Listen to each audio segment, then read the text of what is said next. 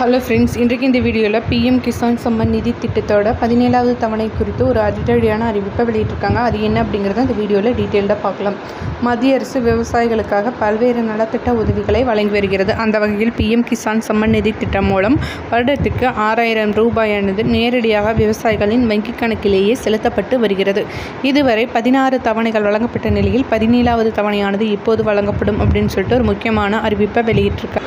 இந்த PM Kisan summon நிதி திட்டத்தை பொறுத்தளவு உங்களுக்கு ஏதாவது சில தவணைகள் விடுபட்டு இருந்தது அப்படின்னா அதுக்கு நீங்கள் இகேஒய்சி அப்டேட் பண்ணணும், ப்ளஸ் லேண்ட் டாக்குமெண்ட்டை வெரிஃபை பண்ணணும். இந்த 2 வேலையும் முடிச்சிட்டிங்க அப்படின்னா 17வது தவணை தொகை வழங்கும் போது உங்களுக்கு விடுபட்ட தவணைகளையும் சேர்த்து உங்களுக்கு 17வது தவணையின் போது கிரெடிட் பண்ணிடுவாங்க.